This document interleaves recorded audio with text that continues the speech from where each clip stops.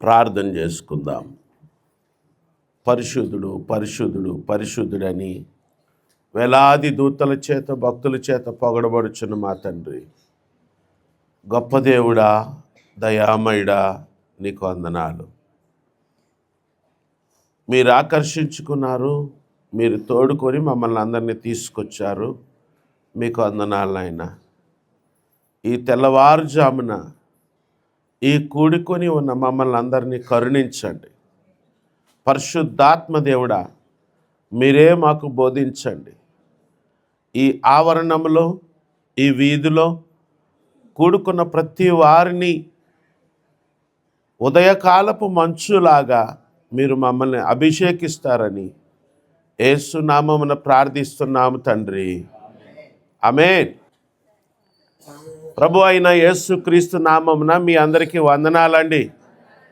ప్రభునందు ప్రియమైన సహోదరి సహోదరులారా, బైబిల్ గ్రంథంలో ఏ మొహమాటము లేకోకుండా ప్రపంచంలో ఉన్న క్రైస్తవ నాయకులందరూ ప్రాముఖ్యమైన పుస్తకాలు ఏవయ్యా అంటే 4 సువార్తలు. హల్లెలూయా. 4 సువార్తలలో యేసుక్రీస్తు వారు చేసిన ప్రసంగాన్ని 3 అధ్యాయాలకు కుదించి కొండ మీద ప్రసంగం అని చెప్పి మత్తయి సువార్త 5, 6, 7 అధ్యాయాలు మనకు బైబిల్ గ్రంథంలో కనబడుతున్నాయి. తర్వాత కాలంలో దేవుని భక్తులు యేసుక్రీస్తు వారు పలికిన మాటలను ఎర్ర అక్షరాలతో కూడా బైబిల్ ప్రింట్ చేయడం జరిగింది. అవి ఈ 5 మత్తయి సువార్త 5, 6, 7 అధ్యాయాలు. ఈ 3 అధ్యాయాలని కొండ మీద ప్రసంగము అంటారు. క్రైస్తవ్యానికి మూల సూత్రాలు ఈ 3 అధ్యాయాలు. మనం ఈ రోజున చాలా సంక్షిప్తంగా ఒక 6 వచనాలు మనం చూడబోతున్నాం. యాక్చువల్గా ఒక్కొక్క వచనం మీద విలియం బార్క్లీ అనే ఆయన ఒక్కొక్క ప్రసంగాన్ని, ఒక్కొక్క పుస్తకాన్ని రాశాడు. మనకు అంత ఖాళీ లేదు కదా. కానీ క్రైస్తవ్యానికి మూల సూత్రము ఈ మత్తయి సువార్త 5, 6, 7 అధ్యాయాలు అతి ప్రాముఖ్యమైనవి. మన జోబులో ఉన్న, మీ దగ్గర ఉన్న ఏ నోట్నైనా తీయండి, ఒక ఆయన మొహం కనపడుతుంది. మోహన్ దాస్ కరమ్చంద్ గాంధీ అని ఒక ఆయన ఉంటాడు. ఆయన అంత గొప్పోడు అయిపోవడానికి కారణం ఒకే ఒక కారణం, వేరు కారణాలు ఏమీ లేవు అసలు. ఇప్పుడు ఆయన గురించి చెప్పుకోవడం అంత అక్కర్లేదు. కానీ ఈ మోహన్ దాస్ కరమ్చంద్ గాంధీ అనే ఆయనకి మత్తయి సువార్త 5వ అధ్యాయము 1-6 వచనాలకి సంబంధం ఉంది. ఆయన ఆఫ్రికా దేశంలో ఉంటున్నప్పుడు, బైబిల్ చదువుతున్నప్పుడు, మత్తయి సువార్త 5వ అధ్యాయం చదువుతున్నప్పుడు,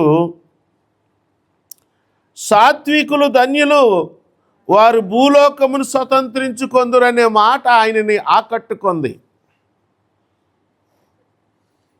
ఆత్మ విషయమై దీనులైన వారు ధనులు అనే మాట ఆయనని ఆకట్టుకుంది. ఈ భారతదేశాన్ని ప్రభావితం చేసిందంతా బైబిలేనండి. మొన్న ఒక ఆర్ఎస్ఎస్ నాయకుడు అంటున్నాడు, ఈ అంబేద్కరు పశ్చిమ దేశాల్లో ఉన్న ఆ రాజ్యాంగాలన్నిటిని చదివాడు, అవన్నీ బైబిల్ నుంచి పుట్టినయే అంటున్నాడు. అదో కంప్లైంట్. ప్రభునందు ప్రియమైన సహోదరి సహోదరులారా, మోహన్ దాస్ కరమ్చంద్ గాంధీ అనే ఒక కాంట్ ఆయన మత్తయి సువార్త 5వ అధ్యాయంలో 6 వచనాలు చదివి ప్రపంచ ప్రసిద్ధికి ఎక్కాడు. మనం చిన్నప్పటి నుంచి చదువుతున్నాం. మత్తయి సువార్త 5వ అధ్యాయము 1-6 వచనాలు చిన్నప్పటి నుంచి చదువుతున్నాం. మరి ఆయన చదవడానికి మనం చదవడానికి తేడా ఏంటి ఇవాళ తెలిసిపోద్ది మనకి. మత్తయి సువార్త 5వ అధ్యాయము 1వ వచనం నేను స్లోగా చదువుతాను, జాగ్రత్తగా వినండి. ఆయన ఆ జనసమూహములను చూచి కొండ ఎక్కి కూర్చుండగా ఆయన శిష్యులు ఆయన యొద్దకు వచ్చిరి. అప్పుడు ఆయన నోరు తెరిచి ఇలాగు బోధింపసాగెను. అమ్మ, మీరు జాగ్రత్తగా గమనిస్తే చాలా విచిత్రమైన పరిస్థితి ఈ ఒక్క వచనంలోనే ఉంటుంది. ఈ భారతదేశంలో జాక్ పోనన్ అనే ఆయన ప్రసంగాలు చాలా ప్రసిద్ధి చెందినవి, చాలా భక్తితో కూడినవి, చాలా విజ్ఞానంతో కూడినవి. జాక్ పోనన్ ఆయన మాట్లాడుతూ ఈ మత్తయి సువార్త 5వ అధ్యాయం గురించి ఆయన ఏమంటాడంటే, యేసుక్రీస్తు వారు బోధింపసాగాడు, కానీ ఈ బోధ తన చుట్టూ ఉన్న 12 మంది శిష్యులను మనసులో పెట్టుకుని వాళ్ళకి ప్రత్యక్షంగా చెప్తున్నాడు. కొంచెం దూరంలో ప్రజలున్నారు, ఆయన చెప్పుకుంటా వచ్చాడు. కానీ ఈ 5వ అధ్యాయము ఈ కొద్ది వచనాలు తన చుట్టూ ఉన్న శిష్యులను మాత్రమే ఆయన మనసులో పెట్టుకుని మాట్లాడాడు. అవునండి, నిజమే. 7వ అధ్యాయంలో ప్రజలందరూ వాక్యాన్ని విన్నారు, అలసిపోయారు, తిరిగి వెళ్ళాలి అంటే ఈ 3 అధ్యాయాలు ప్రజలందరికీ కూడా చెప్పాడు. ఇక్కడ మనకి ఒక వ్యత్యాసం కనపడతా ఉందండి. ఇప్పుడు వింటున్న నువ్వు దూరంగా వింటున్న జనంలో ఉంటావా, ఆయనకి దగ్గరగా ఆయన నిన్ను చూసి చెప్తున్న మాటలు వింటావా? నువ్వు ఏ గుంపులో ఉంటావు అనేది ప్రశ్న. చాలా సింపుల్ అండి. దీని గురించి మల్లగుల్లాలు పట్టాల్సింది ఏమీ లేదు. మత్తయి సువార్త 7వ అధ్యాయము తీయండి, 24, 25. కాబట్టి ఈ నా మాటలు విని వాటి చొప్పున చేయు ప్రతివాడును బండ మీద తన ఇల్లు కట్టుకొనిన బుద్ధిమంతుని పోలియుండును. చాలండి. ఇప్పుడు చిన్నప్పటి నుంచి దేవుని వాక్యాన్ని వింటున్నాము, దేవుని మందిరానికి వెళ్తున్నాము, శ్రమల కాల కూటాలకు వస్తున్నాము. అబ్బో, చాలా సంవత్సరాల నుంచి మేము ఈ శ్రమల కాల కూటానికి వస్తున్నామండి, అబ్బబ్బో, ఆహా, ఓహో అని శ్రమల కాల కూటాలకు రావడం ఒక క్వాలిఫికేషన్గా కూడా చెప్పుకుంటున్నాం మనం. కానీ ఇక్కడ దేవుడు మనల్ని 2 గ్రూపుల కింద నరికేశాడు అంతే. మనం ఏ గ్రూపు అనేది ఈ రోజున ప్రశ్న. యేసుక్రీస్తు వారు మత్తయి సువార్త 5వ అధ్యాయంలో తనకి చుట్టూ ఉన్న శిష్యుల గురించి మాట్లాడుతున్నాడు. దూరంలో ఉన్న గుంపు కూడా, జనసమూహం కూడా వింటోంది. మనం ఏ గుంపులో ఉన్నామనేది ఈ 7:24 తెలుస్తుంది. మత్తయి సువార్త 7వ అధ్యాయము 24 వచనం. ఇక్కడ 2 బ్రదర్స్ ఉన్నారు, 2 క్రైస్తవ సహోదరులు ఉన్నారు. 2 ఉద్యోగం చేశారు, రిటైర్డ్ అయ్యారు, డబ్బులు వచ్చినాయి, 2 సైట్లు కొనుక్కున్నారు. వీళ్ళిద్దరూ ఒకే చర్చికి వెళ్తారు కాబట్టి పక్క సైట్లే కొనుక్కున్నారు. 2 ఒకే బడ్జెట్, చక్కగా ఇల్లు కట్టారు. ఇప్పుడు పరీక్ష కాలం వచ్చింది, వరదలు వచ్చినాయి, గాలి తుఫాన్ వచ్చింది, ఒక ఇల్లు పడిపోయింది, ఒక ఇల్లు నిలబడి ఉంది. అమ్మా, మీరు ఎక్కడికో వెళ్ళిపోయారు కదా, రండి, ఇక్కడికి రండి. ఇది మన గురించిన మాటే, ఎవరి గురించో కాదండి. ఇది మన గురించే మాట్లాడుతున్నాడు దేవుడు. నువ్వు గనక దేవుని వాక్యాన్ని విని దాని ప్రకారంగా జీవించేదానిగా ఉన్నావా, నీ జీవితం, నీ ఆధ్యాత్మిక జీవితం యేసుక్రీస్తు అనే బండ మీద కట్టబడింది. లేదు, ఇప్పుడు బుద్ధిమంతులు అనడానికి, బుద్ధి లేనివారు అనడానికి పెద్ద తేడా ఏం లేదండి. అందరూ చర్చికి వస్తారు, అందరూ ప్రసంగాలు వింటారు, అందరూ చూడ్డానికి భక్తిపరులాగే కనపడతా ఉంటారు. కానీ తేడా ఎక్కడొచ్చిందంటే దేవుని మాట విని దాని ప్రకారంగా చేసేవాడే బుద్ధిమంతుడు. ఇక్కడ బుద్ధి గల కన్యకలు, బుద్ధి లేని కన్యకలు ఉంది. వీళ్ళిద్దరికీ తేడా పెద్ద ఏం లేదండి. అసలు ఏమీ తేడా లేదనుకుంటున్నాను నేను. ముస్తాబు అవడంలో తేడా ఏమైనా ఉందంటారా? పట్టు చీరలు కట్టుకోవడంలో తేడా ఏమైనా ఉందంటారా? భక్తి మాటలు మాట్లాడడంలో ఎవరైనా తగ్గారనుకుంటున్నారా మీరు? ఎక్కడ తగ్గేదే లేదు. మరి ఎక్కడొచ్చిందండి తేడా? సిద్ధపాటులో ఉంది. బుద్ధి గల వాళ్ళు కరెక్ట్గా సిద్ధపడ్డారు. నేను అనుకుంటున్నాను, ఇది నా ఊహ. ఆ రోజుల్లో లాంతర్లు ఉండేవి కదా, లాంతర్లకి చిమ్నీలు ఉండేవి కదా, అవి తీసి గాజు చాలా జాగ్రత్తగా తుడుచుకోవాలి. ఏ న్యూస్ పేపరో ఏదో మెత్తని క్లాత్తో పెట్టి తుడుచుకున్నారేమో అని అనుకుంటున్నాను నేను. ఆ తర్వాత పైది మూత తీసి ఆ ఆయిల్ వేశారు, ఒత్తుందో లేదో చూసుకున్నారు, ఒత్తు కరెక్ట్గా పెట్టుకున్నారు, సిద్ధం చేసుకున్నారు. అప్పుడు వీళ్ళు కాళ్ళు చేతుల మొహం కడుక్కుని, సబ్బు పెట్టుకుని, చేయి కడుక్కుని ముస్తాబయ్యి డెకరేషన్కి ఏమీ తక్కువకుండా వచ్చుంటారు. ఇక్కడ నేను ఆడపిల్లలు సిద్ధమవడానికి వ్యంగ్యంగా మాట్లాడడం నా ఉద్దేశం కాదు. ఇక్కడ సిద్ధపాటు గురించి చెప్పడానికి మీకు బాగా అర్థమవుద్దని ఇలా చెప్పాను అంతే. సిద్ధపడడం తప్పు కాదు. ఇక్కడ నువ్వు అస్సలు విషయం పట్టించుకుంటున్నావా అనేది ప్రశ్న. నేను అనౌన్స్మెంట్ చేస్తున్నాను, మన మీదుగా ఎన్నో సంవత్సరాలు వెళ్ళిపోతున్నాయి. దేవుడిచ్చిన ఈ పిలుపుకు లోబడదామా? దేవుడిచ్చిన ఈ ఆహ్వానాన్ని అందుకుందామా? ప్రభునందు ప్రియమైన సహోదరి సహోదరులారా, అనేకమైన సంవత్సరాల్లో ఇదో సంవత్సరం. ఇది ఇలాగే వెళ్ళిపోనిద్దామా? ఆయన మాటను విని దాని ప్రకారంగా ఆచరించే వాళ్ళగా ఉందామా? ఇది మీ జీవితానికి ఈరోజు ఒక టర్నింగ్ పాయింట్. దేవుని వాక్యము మిమ్మల్ని తాకినప్పుడు నేను ఇక్కడ ఏం చెప్తున్నా, నీకు కావలసిన దేవుడు నీకు అందిస్తాడు. దేవుడు నీకు కావలసింది నీకు ప్రేరేపిస్తాడు. ఈ రోజు నుంచి నేను ఇది చేయకూడదు అని నువ్వు అనుకుంటావు. దేవుని వాక్యం నీతో మాట్లాడుతుంది. ఏం చేయాలి? ఆ కాంచేపోయి ఉండి మళ్ళీ మొదలుకొస్తారా? అలా ఉండకూడదు. ఇక్కడ మత్తయి సువార్త 5వ అధ్యాయము 1-6 వచనాలు, ఆయన మాట ప్రకారంగా జీవించే వారికి ఈ ధన్యతలు. ఎవరికి పడితే వాళ్ళకి కాదండి. అమ్మ జాగ్రత్తగా వినాలి. బైబిల్లో ఉన్నాయని నాకు వర్తిస్తాయి అంటే కుదరదు. దానికి ఒక లెక్క ఉంది. అదేంటంటే ఇక్కడ ఆ 1వ వచనం 2వ వచనంలో మొదటి లైన్ని మనం జాగ్రత్తగా గమనిస్తే, ఆయనను అనుసరించి ఆయనను వెంబడించే వాళ్ళ మీద ఆయన మొదటి ఫోకస్ పెట్టాడు. దేవుడు దయామయుడు.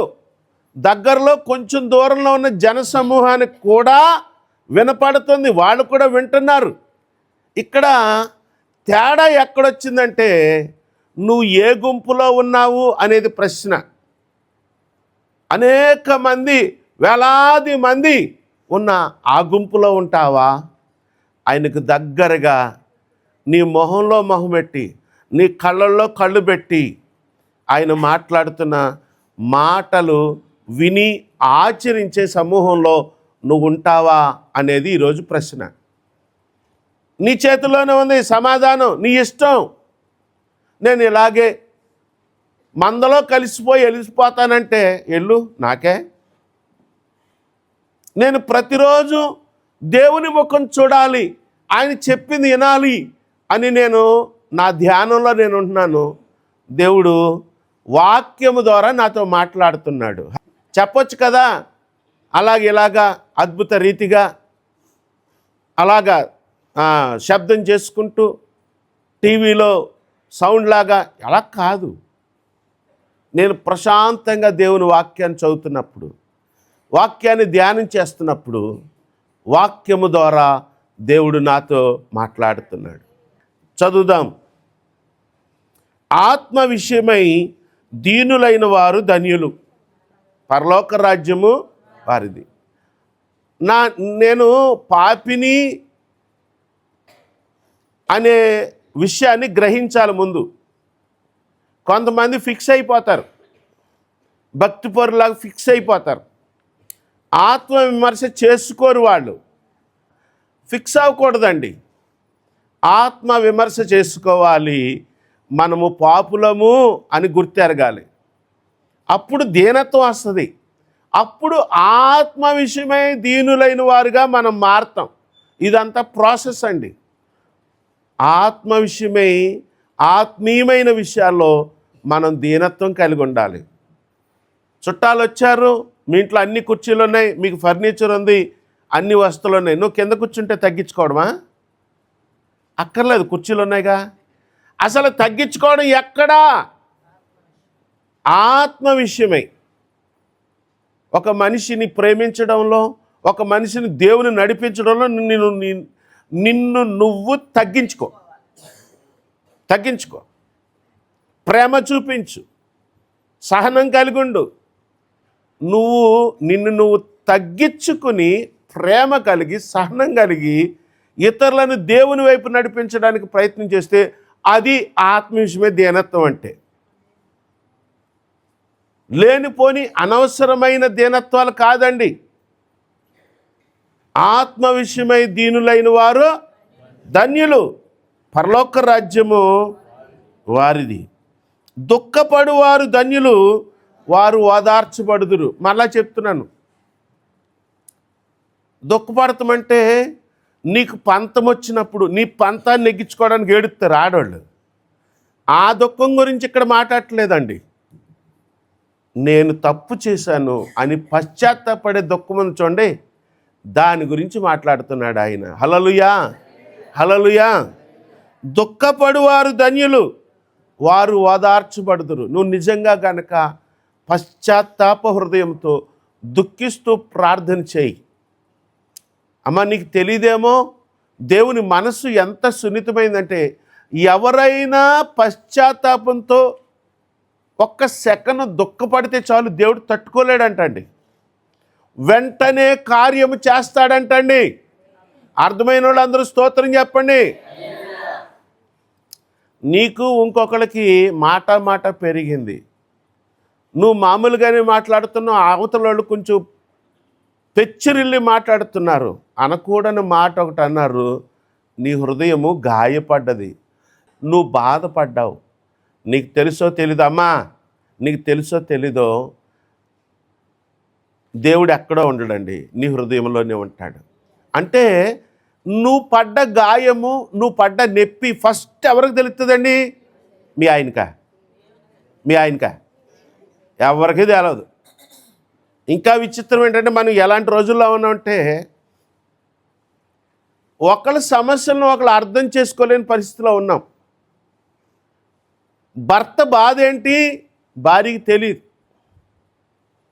ఏమ్మా నిన్నటి దాకా బాగానే ఉన్నాడు కదా, ఎందుకు చచ్చిపోయాడంటే, ఏమనంటే అన్నారు. అదేంటయ్యా, చిలక గోరింకలాగా స్కూటర్ మీద వెళ్ళేవారు కదా, మీ ఆవిడకి హఠాత్తుగా ఇలా ఎందుకు జరిగిందంటే, ఏమోనండి. ఒకరికి లెక్క పత్రాలు లేవు. అమ్మా, ఈ రోజున ఉదయాన్ని నేను చెప్తున్నాను, దేవుని వాక్యాన్ని బట్టి చెప్తున్నాను, నిన్ను పట్టించుకునే దేవుడు మన యేసుక్రీస్తు దేవుడు. నువ్వు దుఃఖపడితే ఆయన ఊరుకుంటాడు అనుకుంటున్నావా? ఆయన కదిలించబడతాడు, ఇంక ఉండలేడు, నిన్ను ఆదరిస్తాడు. బైబిల్ గ్రంథంలో ఉందండి, నీ దుఃఖాన్ని, నీ కన్నీటి బిందువులను ఆయన తొలగించేస్తాడంట. ప్రభునందు ప్రియమైన సహోదరి సహోదరులారా, ఇశ్రాయేలీలు ఐగుప్తులో బానిసలుగా ఉంటున్నప్పుడు వాళ్ళేమీ మోకరించి ప్రార్థన చేయలేదండి. దేవుని వాక్యాన్ని నేను బాగానే చదివాను.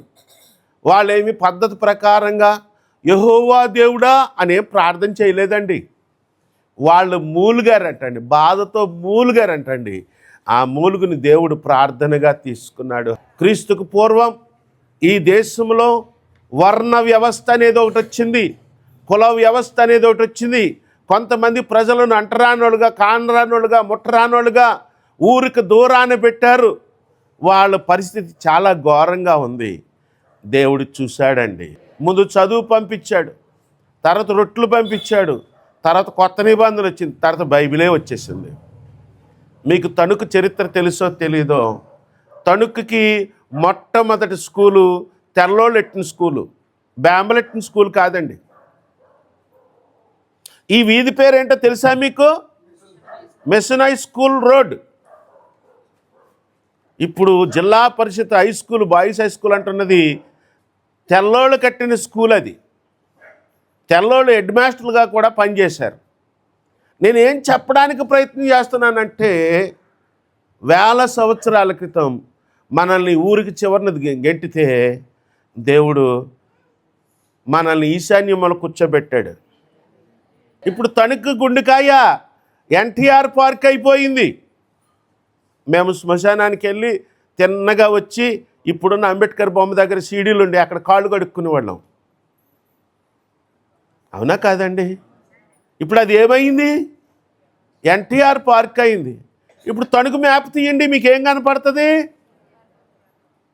నేనేం చెప్పడానికి ప్రయత్నం చేస్తానంటే, మనము బాధపడితే, మనం దుఃఖిస్తే, మనం పశ్చాత్తాపడితే దేవుడు మనల్ని ఓదారుస్తాడు. దుఃఖపడు వారు ధన్యులు, ఓదార్చబడతారు. అమ్మా, బయట బహిరంగంగా ఏడవద్దు, కానీ మనం అందరం తప్పనిసరి, ఆడలేదు మగలేదు, ఏ భేదము లేదు, మనం పశ్చాత్తాపడాలి. దానికి మంచి ముహూర్తం చెప్తున్నాను, ఈ శ్రమల కాలాలే. ఓ పక్కన కొంచెం ఆకలించుకోండి. ఆకలించుకోండి అంటే గ్యాస్ తనీలా తింటున్నారు కొంతమంది. కొంచెం ఆకలించుకోండి, ఒక ముద్ద తక్కువ తినండి, స్పృహ కలిగి ఉంటారు. ఒక సామెత ఉంది కదా, సద్దనం తిన్న తల్లికి భర్త ఆకలి తెలియదంట. నేను మర్యాదగా మాట్లాడుతున్నాను. భర్త ఆకలి తెలియదంట.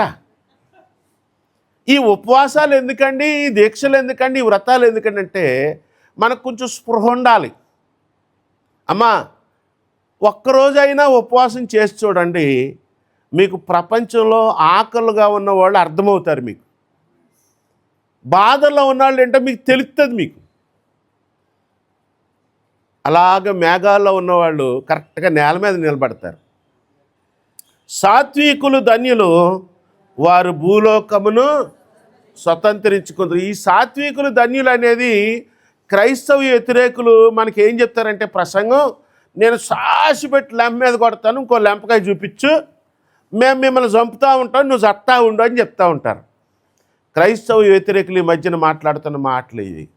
ఈ సాత్వికం అనే మాటని మనం రౌండప్ చేసుకుని దాని భాషలో ఉన్న మూల పదాల్లోకి వెళ్తే, బాగా ట్రైనింగ్ అయిన ఒక గుర్రం, బలమైన గుర్రం చాలా సున్నితమైన సిగ్నల్స్ కూడా రెస్పాండ్ అయ్యి చక్కగా పనిచేస్తుందంట. సాత్వికులు ఎవరయ్యా అంటే యేసుక్రీస్తు వారు. మనకి ఒక పూటకి డబ్బులు ఉన్నాయనుకోండి, ఒక పూటకి గ్రాసం ఉందనుకోండి, ఒక పూటకి బియ్యం ఉన్నాయనుకోండి, అసలు పట్టించుకో మనం ఎవరిని. కొంచెం పరిస్థితి బాగుంటే మన నాటక మామూలుగా ఉండదు, మన మాట మామూలుగా ఉండదు. నాకు తమ్ముడు ఉన్నాడు, అన్నీ బంగారం గురించే మాట్లాడతాడు. ఏంటంటే ఆడి దగ్గర కొంత బంగారం ఉంది అంతే. ఇక్కడ నేను చెప్పాలనుకున్న విషయం ఏంటంటే, అన్నీ ఉండి,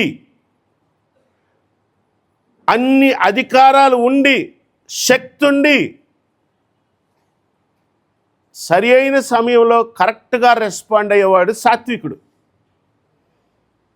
అమ్మా, మీరు నమ్మడానికి ప్రయత్నం చేయండి. యేసుక్రీస్తు వారు దేవాలయాన్ని శుభ్రం చేసినప్పుడు, తన తండ్రి అయిన దేవుని ఆలయంలో జరుగుతున్న అన్యాయాన్ని చూసినప్పుడు ఆయన కోపం రగులుకుంది, మామూలుగా రగులుకోలేదు. ఇంచుమించుగా 20 అడుగులు పొడుకుండే బలలో ఎడం చేత్తో ఇసిరేసాడు ఆయన. నేను అంటున్నాను, అది సాత్వికమే, అది సాత్వికమే. ఎవరు ఒప్పుకున్నా ఒప్పుకోకపోయినా బైబిల్ ప్రకారంగా చెప్తున్నాను. ఆయన ఉత్తప్పుడు కోప్పడలేదు కదా. మీకు అర్థమైందా? బాగా ట్రైనింగ్ అయ్యి బలమైన గుర్రం చిన్న చిన్న సిగ్నల్స్ కూడా లోబడుతుంది, చక్కగా పనిచేస్తుంది. అలాగే మనము కూడా మన కోపము, ఉద్రేకాల్ని మనము కంట్రోల్లో పెట్టుకోవాలి. అది సాత్వికం అంటే. సాత్వికం అంటే అనవసరంగా దెబ్బలు తినేసి చచ్చిపోవడం కాదండి. ఇప్పుడు క్రైస్తవేతరులు అది చెప్తున్నారు మనకి ప్రసంగం. నువ్వు అలాగ ఉండాలి కదా, మేము వస్తాము మీ మీద దాడి చేస్తాము, మేము వస్తాము మీ చర్చిలు బద్దలు కొడతాము, మేము వస్తాము మిమ్మల్ని కొడతాం, మీరు పడాలి. మరి అది కదా యేసుప్రభు చెప్పింది అని వాళ్ళు మనకు ప్రసంగం చేస్తున్నారు.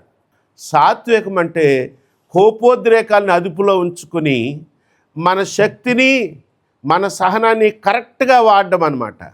యేసుక్రీస్తు వారు ప్రధాన యాజకుని దగ్గర విచారణ ఎదుర్కొంటున్నప్పుడు ఆయన గెత్సెమనే తోటలోనే దేవునికి కమిట్మెంట్ ఇచ్చేశాడు. నీ చిత్తమే నెరవేరునుగాక ప్రభువా, నీ ఇష్టమనేశాడు.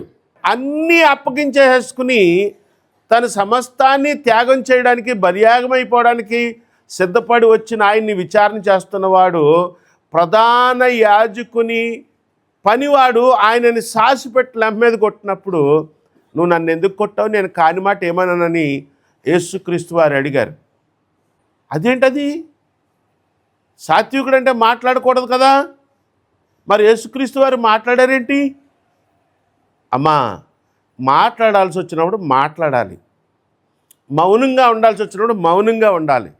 నీ కోపాన్ని, ఉద్రేకాన్ని కంట్రోల్లో పెట్టుకోవాలి.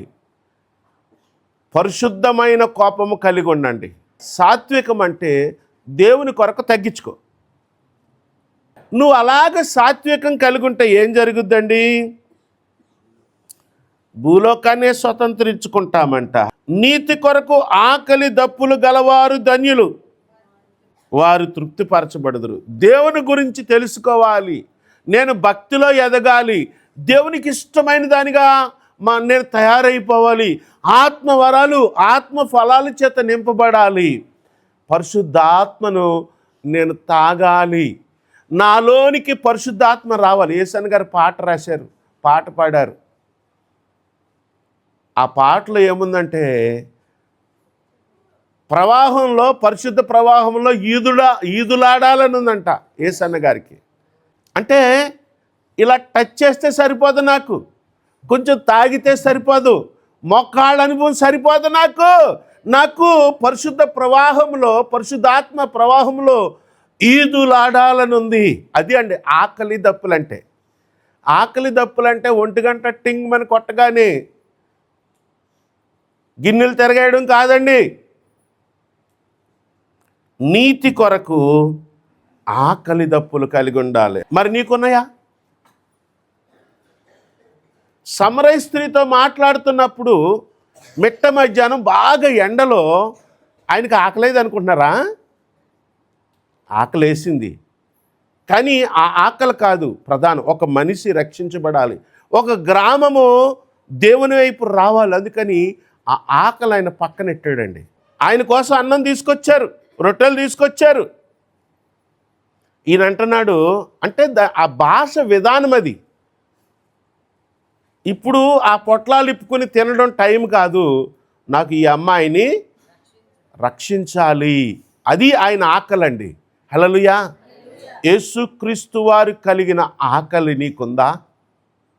నీకుంటే నీ భక్తి కరెక్ట్ అయితే నీ కుటుంబాన్ని కాపాడుకుంటావు. నీకుంటే యేసుక్రీస్తు వారికి ఉన్న ఆకలి, నీతి కొరకు ఆకలి దప్పులుంటే కనుక నీ వీధిలో వాళ్ళు, అమ్మా బైబిల్ గ్రంథం చాలా స్పష్టంగా చెప్తుంది. అదేంటంటే వాళ్ళ రక్తాపరాధం మన నెత్తి మీదకి వస్తుందంట అండి. నీ స్నేహితులు, నీ రక్త బంధువులు, నీ ఇరుగు పొరుగు వారు నశించిపోతూ ఉంటే, దేవుడు లేకుండా పోతూ ఉంటుంటే, నువ్వు భక్తి పరురాలాగా ఉంటుంటే, నువ్వు ఇక్కడ మంచి నిర్ణయం తీసుకుని, దేవుడు ఎన్నుకుని, దేవుడు తోడుకొని తీసుకొస్తే, ఈ శ్రమల కాలాల్లో నువ్వు వ్రతం చేస్తూ ఉంటే, నీ వ్రతం కరెక్ట్ అయితే, నీ భక్తి కరెక్ట్ అయితే, దేవుడు నీ ద్వారా కార్యాలు చేయాలనుకుంటుంటే, నువ్వు కదలవే, నువ్వు మాట్లాడవే, నువ్వు ప్రేమ చూపించవే. ప్రభునందు ప్రియమైన సహోదరి సహోదరులారా, మీకు తెలుసో తెలీదో నేను ఓవరాల్గా చెప్తున్నాను, ఒకళ్ళ ఉద్దేశం చెప్పట్లేదు. మనం పిలుస్తామేమో, కదులుదామని అనుకున్న వాళ్ళు ఉన్నారండి. మీలో ఎవరైనా మీదిలో ఉన్న వాళ్ళతో మాట్లాడడం మానేశారనుకోండి, అది పెద్ద ఆశీర్వాదకరమైన విషయమేం కాదు. నీ ఈగో సాటిస్ఫై అవుతుంది అంతే. దానివల్ల నీకేమీ మార్కులు రావు. దానికి బదులు నువ్వు ఇవాళ నవ్వుతో పలకరించు, వందనాలు చెప్పు, నవ్వుతో మాట్లాడు ఒక నిమిషం. ఆ గోడలు పగిలిపోతాయండి. మనిషికి మనం అనవసరంగా నిర్మించిన గోడలు పగిలిపోతాయి, ఆక్సిజన్ పెరుగుద్ది. దేవుడు మన మధ్యనున్న అభ్యంతరమైన గోడలు బద్దలగొట్టాలని అనుకుంటున్నాడు. దేవుడు మనకి స్వేచ్ఛనివ్వాలని అనుకుంటున్నాడు. ఎందుకు మీకు మీరే కాళ్ళు చేతులు కట్టేసుకుని ఉంటారు? ఎందుకు మీరు గోడలు కట్టేసుకుని ఉంటారు? దేవుడు మనల్ని స్వేచ్ఛగా ఉండమని చెప్పాడే, పరిపాలించమని చెప్పాడే, సంతోషంగా ఉండమని చెప్పాడే, ఫలించమని చెప్పాడే. ఎందుకు? దేవుడిచ్చే ఆశీర్వాదాలకి మనల్ని మనమే అడ్డుగా పెట్టుకుని ఉంటున్నాం. ఈ రోజున యేసుక్రీస్తు వారికి ఉన్న ఆకలి నీకుందా అనేది ప్రశ్న. ప్రార్థన చేసుకుందాం. ప్రభువా, నీకున్న ఆకలి నాకు కావాలి. నీతి కొరకు ఆకలి దప్పులు కలిగి ఉండడం నాకు నేర్పించు. ఈ రోజు నుంచి తరా తమ అనే భేదం లేకుండా నేను అందరినీ పలకరిస్తాను. నాకు లిస్టులు లేవు. నేను ఈ రోజు నుంచి ఇంకా కొంతమందిని పిలుస్తాను, పలకరిస్తాను, ఆహ్వానిస్తాను, ప్రోత్సహిస్తాను. ప్రభువా, నీ మాట వింటాను. ప్రభువా, నీ ఆకలి దప్పులు నాకు కూడా కావాలి. నాకు కొంచెం ఈయన ప్రభువా, నేను అందరినీ ప్రేమించడం నాకు నేర్పించు. పరిశుద్ధుడు పరిశుద్ధుడు పరిశుద్ధుడు పరిశుద్ధుడని వేలాది దూతల చేత భక్తుల చేత పొగడబడుచున్న మా తండ్రి, మేము కేవలం వినేవారిగా కాకోకుండా నీ మాట ప్రకారంగా మేము చేసేవారిగా, మీ మాట విని దాని ప్రకారంగా మేము జీవించేవారిగా మమ్మల్ని తయారు చేయండి. ప్రభువా, నీ కొరకు ఆకలి దప్పులు కలిగి, ప్రభువా, ఈ లోకంలో ఉండగా సమరయ స్త్రీని కాపాడడానికి మీరు ఏ రకమైన ఆకలి ఉన్నారో ఆ ఆకలి మా పేటలో, మా కుటుంబంలో, మా ప్రాంతంలో, మా వీధుల్లో, మా ఇంటి చుట్టుపక్కల బాధలలో ఉన్న వారికి మేము కూడా నీ ఆకలి కలిగి ఉండి నాయన ఈ ఉదయకాల ప్రార్థనకు నడిపించేవారిగా మమ్మల్ని తయారు చేస్తారని యేసు నామమున ప్రార్థిస్తున్నాము తండ్రి.